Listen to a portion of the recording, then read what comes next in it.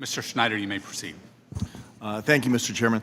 And Mr. Chairman, as we consider adding restrictions on allowable contributions and adding penalties for tax-exempt organizations for illegal political contributions in this underlying bill, I think it's important that this committee ensure the penalties on violations of the law prohibiting political interference from within, including from within the administration, match the severity of the crime as well.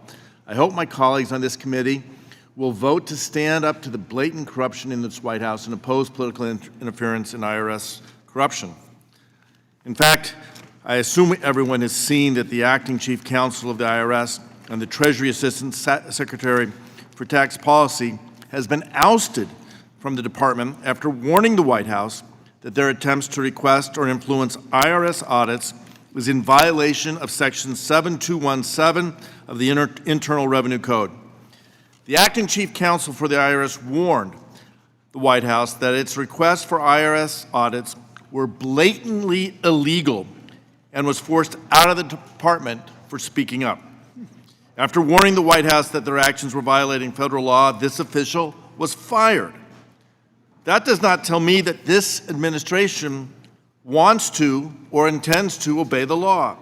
It tells me that the administration has every intent to fill the position with someone who will do the president's bidding, whether or not it is legal. Section 7217 is extremely clear. It is unlawful for the president, the vice president, or any employees of the executive office of the president or vice president, and all cabinet-level officials, with the single exception of the Attorney General, to, quote, request directly or indirectly any officer or employee of the Internal Revenue Service to conduct or terminate an audit or other investigation of any particular taxpayer.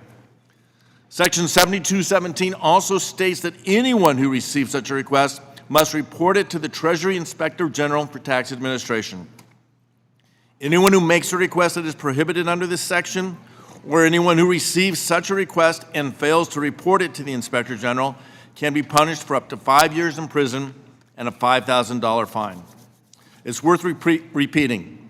The president cannot legally direct the IRS to audit or investigate any taxpayer. And there's a reason that this law is on the books. President Nixon tried to weaponize the IRS to go after his enemies, and in the aftermath, Congress, this body, acted in a bipartisan way to pass Section 7217 to limit potential political interference in IRS operations. It is the duty of this committee to provide oversight to the IRS and to the Treasury and to ensure the integrity of our tax system. Every taxpayer should be able to feel confident that the IRS is not being used as a political tool or will not be used against them. And every single member of this committee should be outraged by the reporting of the firing and dismissal given the warnings.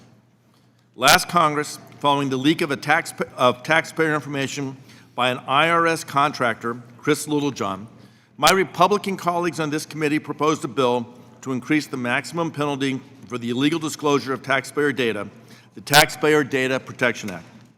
During our consideration of that bill, Chairman Smith said, and I quote, increasing the maximum fine and imprisonment period for unauthorized disclosure of taxpayer information will help deter individuals from violating the trust of American taxpayers.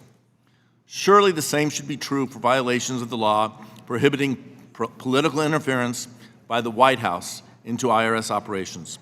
So today I'm offering an amendment to increase the maximum penalty for violations of Section 7217 to $250,000 and increase the maximum term of imprisonment to 10 years. The same levels that this committee passed with overwhelming bipartisan support under the Chairman's Taxpayer Data Protection Act. This administration is eroding public trust in our tax system, and this committee cannot continue to ignore the blatant corruption. If this administration is illegally directing the IRS to audit the president's political enemies, the American people deserve to know, and the officials responsible should be brought to justice. I urge all of my colleagues to support this amendment, and I yield back.